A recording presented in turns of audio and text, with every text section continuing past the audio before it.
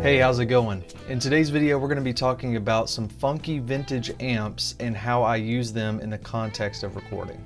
So today we're going to be talking about 3 different kind of funky off-the-wall amps that I own, and really how I use them in conjunction with a more normal sound for the purposes of just kind of like studio recordings to really beef up a guitar sound and give a wide presence on the guitar. They all have kind of their own unique differences, and so we're going to talk about each one individually.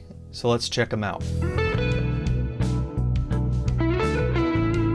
All right, so the first amp that we're going to be talking about is this 1952 AT&T amp that was sold at Sears. So American Telephone and Telegraph Company, we now know as AT&T, the phone company. They were producing products that they were selling in Sears, and this was one of them. This amp. It's got 3 inputs. You can see on the B-roll here. We've got guitar, microphone, and accordion. The labels have since rubbed off. They were there when I was a kid, and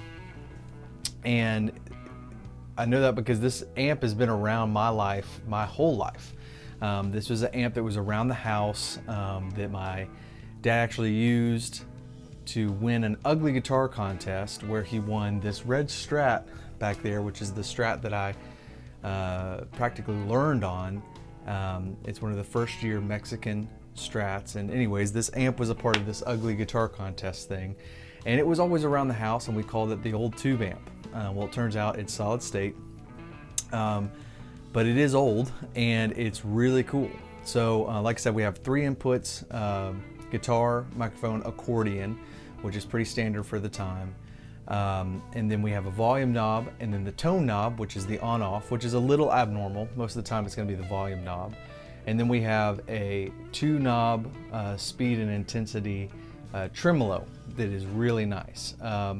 Now this amp, when I was probably like 16, I put a grounded 3-prong switch or cable, I'm sorry, on there from the 2-prong because I had played it and shocked myself and decided we needed to ground that sucker. And then the other thing that I did was I put a Jensen speaker in there. Now I can't remember if this is a 6 or 8 inch speaker, but I'm pretty sure that it's an 8 inch speaker, but it's got a Jensen in there. It's a really unique sounding amp, and I've used this amp a ton on recordings as an alternate guitar part. So I've got my basic rhythm and then my lead tracks and stabs, and then this is kind of like an alternate that kind of subs somewhere between the rhythm guitar and the lead guitar, just kind of doing some fill work. It's really bright. It sounds like a 50s amp, which is really bright and extremely brittle on the top end, but there's an articulation there that's pretty unique. So I am going through my main pedal board. Right now I've got my basic clean sound dialed up, so a little bit of reverb, a little bit of delay, and then my typical subtle compression that I've got going on. So here is kind of my clean tone, if you will. We're in the middle input, and we will kind of play around with the inputs. I don't remember which one is which because, like I said, it doesn't say it on there anymore.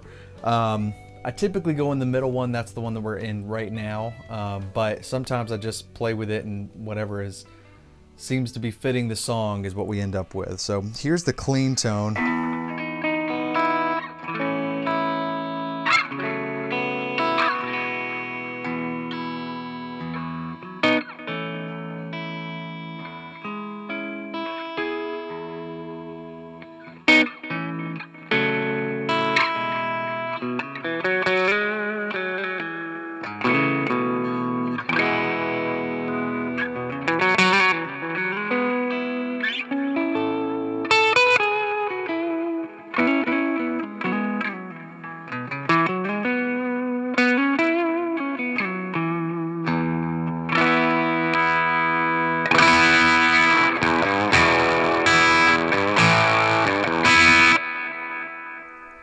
So that is the volume about halfway up. It is shockingly loud, this little amp is.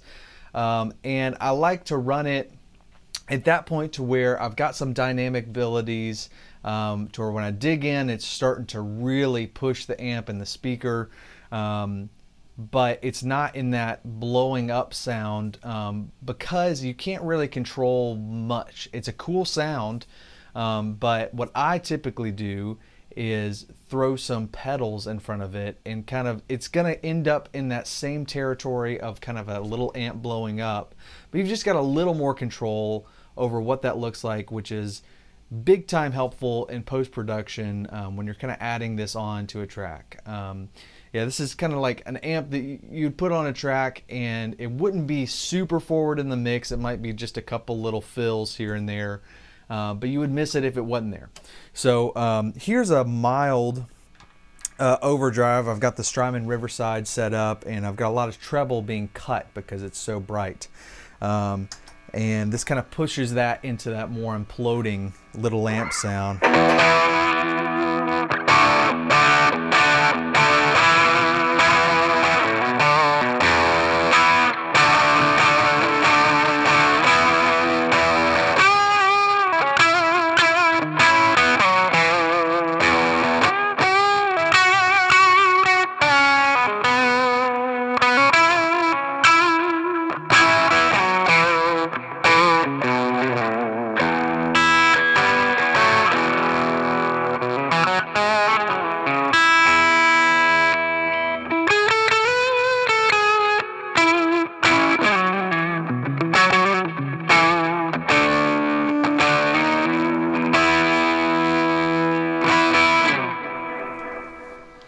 So it's that kind of Joe Walsh, you know, maybe even more in that Neil Young, just like an old tweed Fender that's kind of like blowing up. Let's push it with a little more gain with the kanji here, and we've also got a little more treble being fed into the amp, but what that's going to end up being is more treble compression on the high end.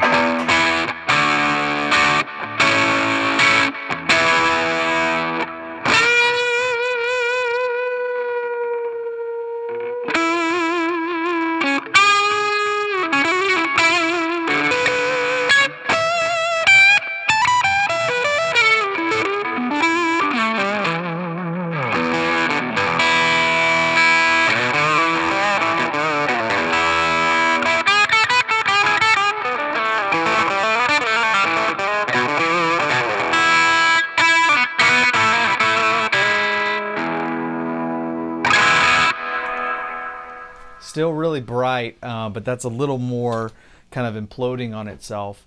So before we kind of finish this, I want to look at a couple things. Let's try a couple other inputs, and let's listen to the tremolo.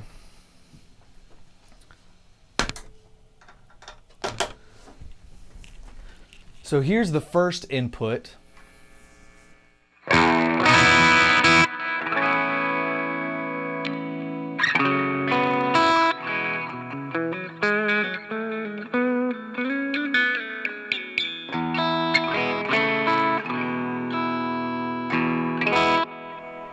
I have a feeling that this was the guitar input. It's lacking some low end and just pure volume, I think, compared to the middle. Let's go back to the middle input here.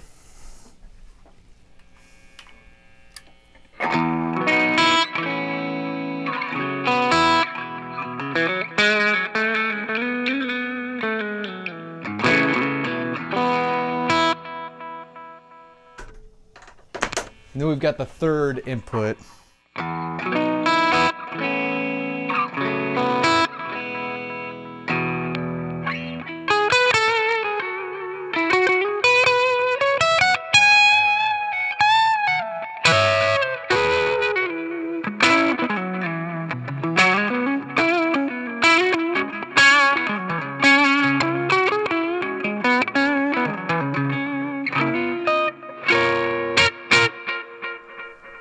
That's a pretty cool sound right there. The third input is a little more subtle. Like I said, I've typically used that middle input.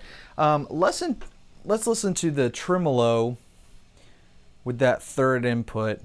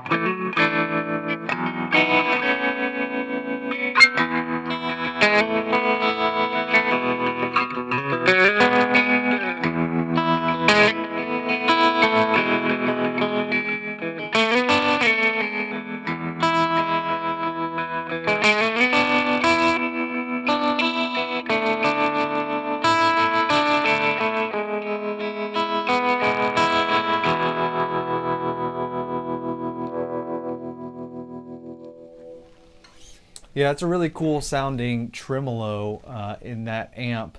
Yeah, it's just a really useful tool that I, have some serious sentimental equity built into this amp. It just kind of being around my whole life in the house that I grew up in, and honestly, having used it on a number of songs, just as like a filler, it's just a great tool to have. And so that's the 1952 AT&T amp. All right, so the next amp that we have here is this 1968 Premier. It's the P50R, and it's a US made amp. However, it was distributed through MultiVox. So Premier also had a significant amount of amps that were manufactured out of Japan in the 60s. So this is an American made one that I bought for $30 whole. So it has served me really well, and there's some really unique kind of amazing features on this amp and hilarious features. So this amp, it's a cheap, it is a 12-inch speaker, but it's a pretty cheap 12-inch speaker that's in, a cheaply made box. And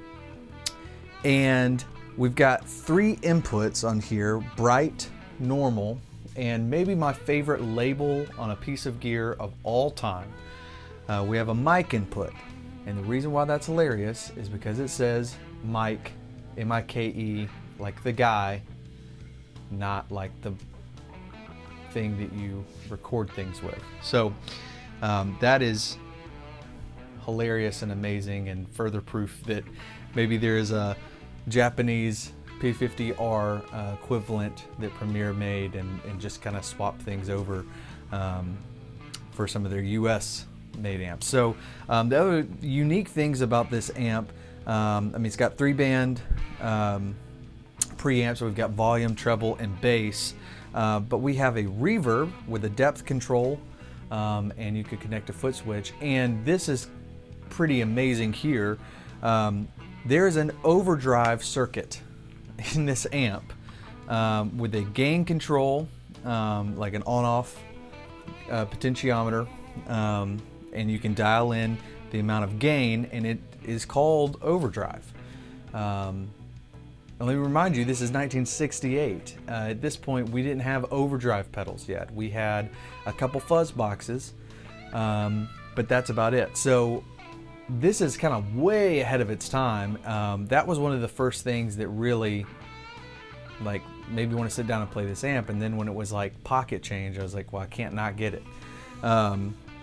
And this is an amp that, frankly, actually kind of can almost stand on its own. It's not quite like going to be the fidelity of your like real amp, but it's got some unique characteristics, and this does a really great like just everything on 10 sound, especially with that overdrive. But let's just take a quick listen. Here's the clean tone, so there's no overdrive and no reverb from the amp, and then We'll take everything off the pedal board and just listen to the amp in a second.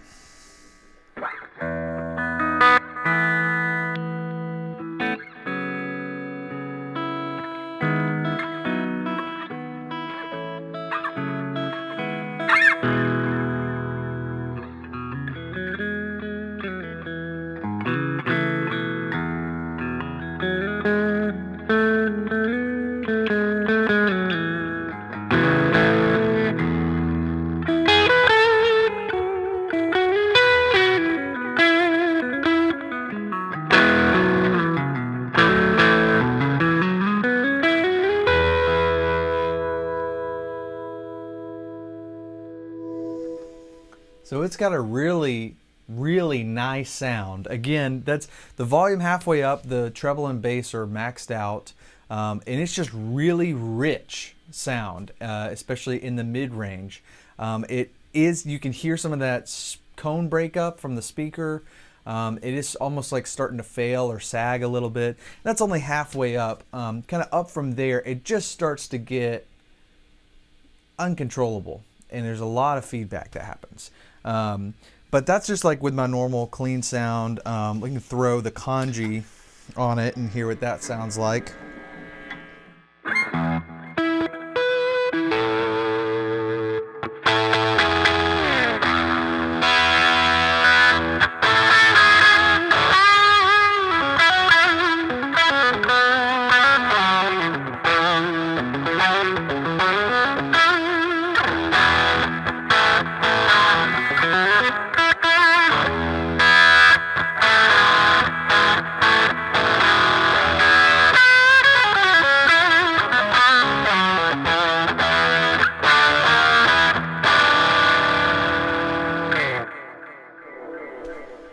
It does a great kind of late 70s rock sound to me, especially throwing a more modern overdrive in front of it. I'm going to take off the reverb and delay from the board here, and we can just listen to the amp's built-in reverb from 1968 here. It doesn't work great, so it's kind of like just on or off. Not a lot of control over it.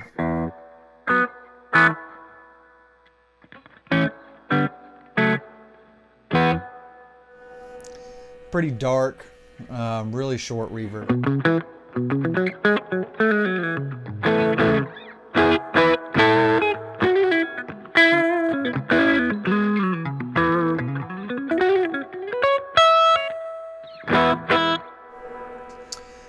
And then let's kind of listen to each input. I'm in the normal input right now. Here's the bright input.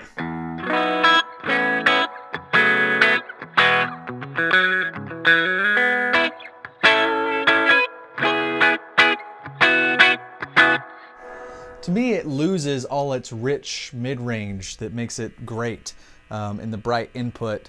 We'll go back to the normal input, which is the middle input.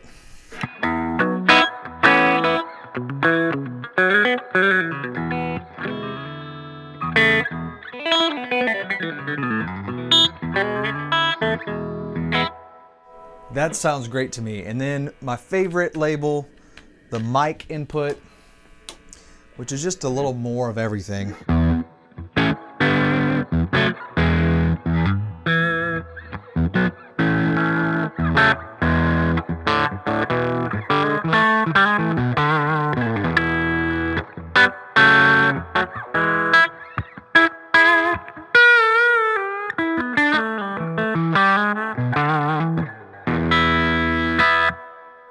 So shout out to Mike, whoever he is. It's a great sounding input.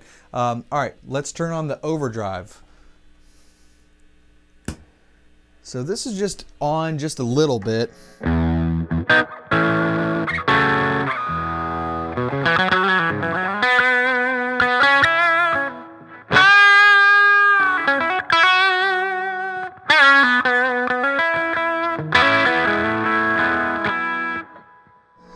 Then we'll crank the overdrive on here.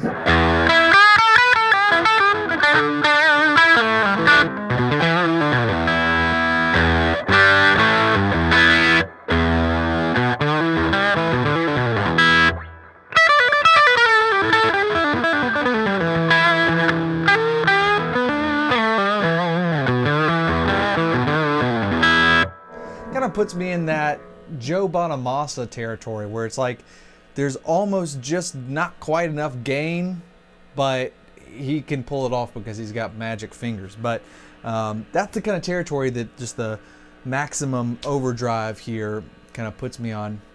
I'm gonna have to read the levels here, but I'm gonna turn basically the volume knob all the way up, and that would mean everything's all the way up.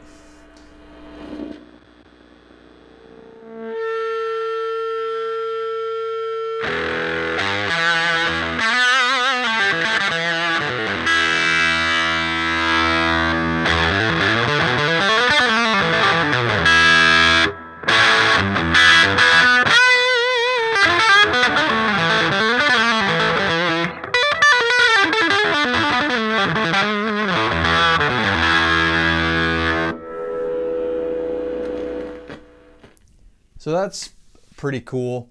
Everything all the way up just sounds really massive, and just being a tiny little cheap amp, it's got a lot of flexibility, and I've definitely made my $30 back playing it on sessions, a 1,000-fold.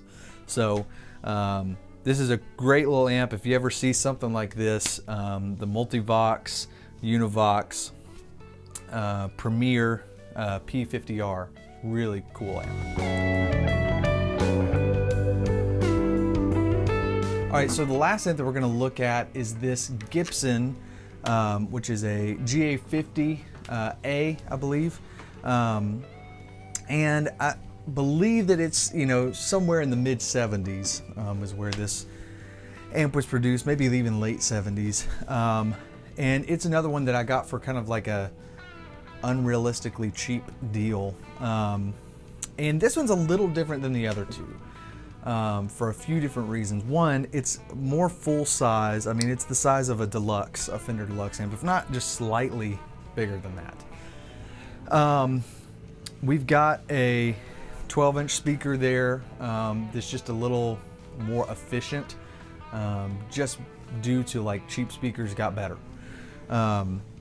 So there's that. It's also doesn't overdrive at all. It is kind of a weird amp.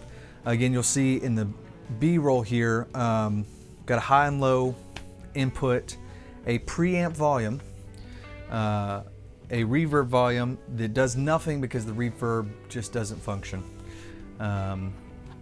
Treble, mid, and bass, typical 3-band EQ, and then a master volume. So the preamp volume is deceiving because it is maxed out right now, and the master is on about 3, and this is what we have.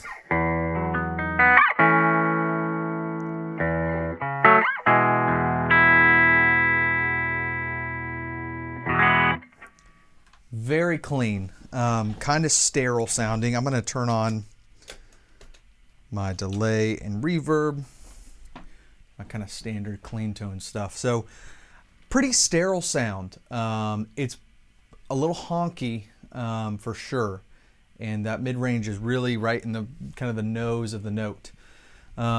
So this amp, obviously I'm not doing the same thing with the other ones, like just getting it to implode, because it's not even a small amp really to have that small amp blowing up sound.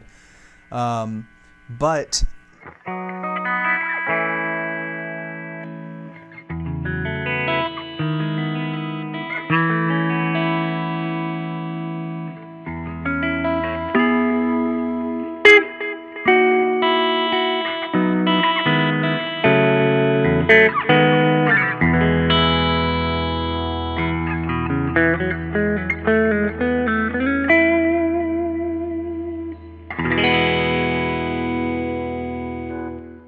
it's a really pretty sound.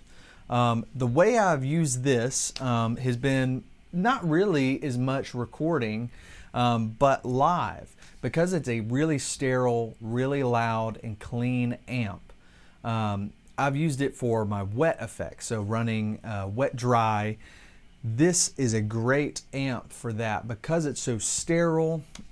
It's not a pure sound by any means, but it is pretty crystal clear on those mids, and the upper mids, and the high end is so forward that it just allows all of that high end content from your delays and reverbs to really come through.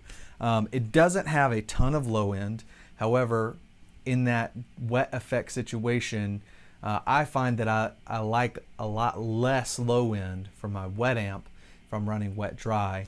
It just helps clear things up. It's less muddy, and you don't ever have, like, sometimes there's like a low end rumble that's almost like a phase issue, but just in the low end it can just kind of cause like a lack of tightness. And so this is great for that. But honestly, this amp kind of stands on its own as well. You know, it doesn't sound anything like, or it's not as flexible or stable as like my PRS amp or my Dr. Z or the Smart Bell. However, I have used this amp, you know, for practice sessions. I've used it, you know, something I'm not afraid to just kind of throw in the back of the car and get beat up a little bit. There's not much that can really break on it. You know, it's like any other amp. You got to treat it well, but this thing is built surprisingly well for being a cheap amp from the 70s. Let's listen to it with a couple pedals. We've got the Riverside going into it here.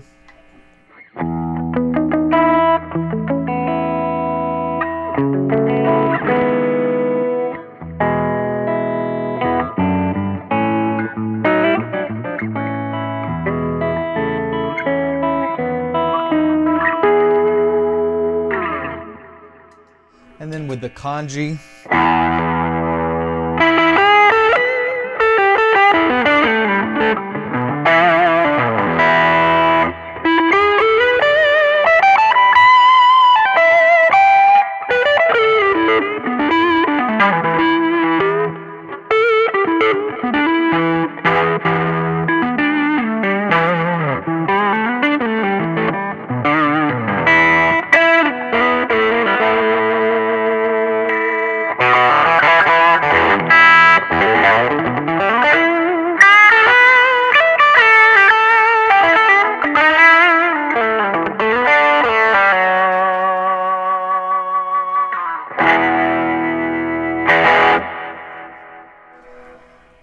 A lot of harmonic content in the mid-range in this amp. What I find with these amps, and what I'm really looking for when I'm kind of playing an old, kind of funky vintage amp, the main thing I'm looking for is, where's that harmonic content? Can I get the amp to the point to where it's not just imploding on itself, but there is some dynamic range, and you can feel it almost start to fail, and that's where it sounds good. When it starts to sag, and you bringing in all this harmonic content, that to me is what the richness and the cool thing about these old amps is. And you can find a lot of old amps, you know, that don't have Fender on the front of them or Marshall on the front of them, especially combo amps, for really cheap a lot of the time. Doesn't mean they're all good. I would say the majority of them are not. However, these amps are great tools to pair with a more normal guitar sound as your main sound, and to kind of butt it up next to it. It just adds an immense amount of depth to a recording. As your secondary and alternate, you know, guitar parts there, just your fills. These kind of tools are great for that. And just dial in the same sound that you had with your main amp, and believe me, it's gonna feel and sound different and makes you play different. And again, you know, I've been on this kick of, you know, let's figure out why things make you play a certain way and put you in a different place, kind of mentally. And these old amps, each one makes me play very different, because they sound wildly different. And the way they interact with the guitar and pedals and feedback, and even the microphones, putting them way up close to it, you know, to get some proximity effect, to have some real depth. You know, these are the things that I'm kind of exploring, and I appreciate you joining me in this journey of just, you know, figuring out what kind of makes us tick and the reasons why different gear makes us play differently. Well, hope you enjoyed today's video, checking out these kind of funky vintage amps and how I use them in the context of recordings and just playing around with the different sounds that they, get out of the same rig, same guitars and same pedals. These old amps have some magic in them. So I encourage you to go, play and find some of these amps. Like I've said, I've gotten, a couple of these for just pennies on the dollar. And they have served me really well, and I've definitely used them to make money, playing on sessions, and so they've paid for themselves tenfold at least. And so I would encourage you to just check out some gear that maybe not the coolest, most expensive new, like 2-Rock or something, but that you can get a great sound and play to the sound, cater to the sound. You may have an old amp that you're like, it doesn't do what I want it to do, and maybe it's not your main amp. But if you can cater to what that amp is wanting to do and kind of build off of that, then it can be a really useful tool for your studio and your home recordings, the same way that these are for me. If this is the kind of content you enjoy, please like and subscribe. I appreciate the people who've been interacting with me and some of my followers. This is a new channel I'm trying to grow. Please share it with other tone geeks and gear nerds the same way that I am and we are when we explore some of these things. Please let me know if there's other kind of content like this that you would like to see, and reach out. I'm always open for feedback and questions. And until next time, I've been Colin. Talking about the wall old amps that I own. Okay. All right. We're going to be talking about, kind of had some outro in it. So, 8-inch speaker, and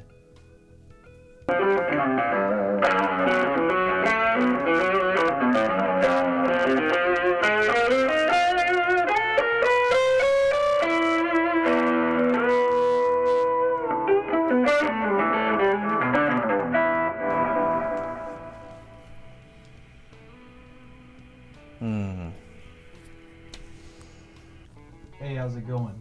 In today's video, we're going to be talking about.